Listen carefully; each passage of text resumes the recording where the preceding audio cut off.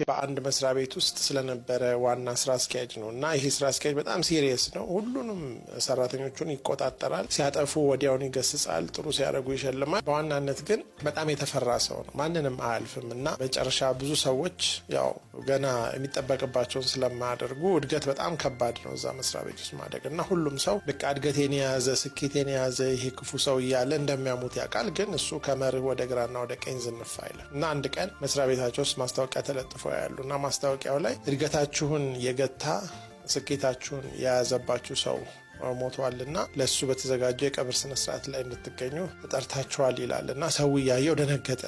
ምክንያቱም ለሁለት ቀን ስራ አልመጣም ነበር ሰውየውና ከዛ ቤተሰቡ ብለው ለቤተሰቡን በማዘን በውስጣቸው ግን እንኳን ተገላገልን እያሉ ወደ ቀብር ስነ ስርዓት አንድም ሰው ሳይቀር ይሄዳልና ያው በሌላ ሀገር የተደረገ ነው። ምን አይነት ባህል አለ? ያው አስክሬኑ በሳጥን ውስጥ ተደርጎ ሰዎች እየተሰናበቱ ከጨረሱ በኋላ ነው እንግዲህ ስነ ስርዓቱ ተፈጽሞ ቀብር የሚደረገውና ልክ ሁሉም ገብተው አዳራሽ ውስጥ ሰውየውን የመሰናበት ስነ ስርዓት ሊደረግ ሲል ሁሉም እርግጠኞች ነበሩ እሱ እንደሆነ። ድንገት ሰውየው መጥቶ ዝንጥ ብሎ ሲያዩት ደነገጡ።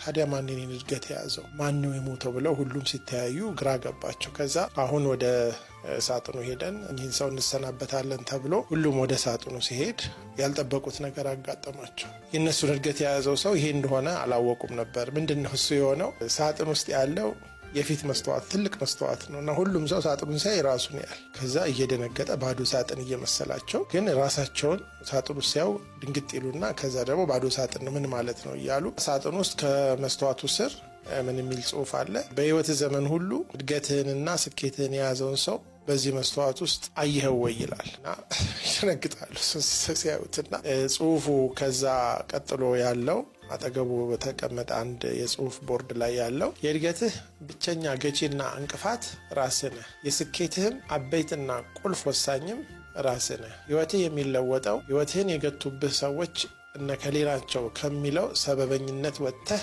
የራስህን ህይወት ባለቤትና ሾፌር መሆን ከቻልክ ብቻ ነው። ከግንኙነቱ ውስጥ እጅግ ወሳኙ ግንኙነት ከራስ ጋር ያለው ግንኙነት ነው።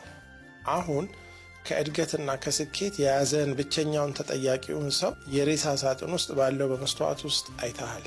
ይህ ሰው ነው ውስጥ ያለውን ሙሉ አቅም ተጠቅመህ እድሎችን ወደ ስኬትና ድል እንዳትቀይር የያዘ እና አሁንም ይህንን ሰው ከሳጥን ውስጥ አውጥተህ ህይወትህን እንዲገታና ወደኋላ እንዲይዝህ ትፈቅድለታለህ?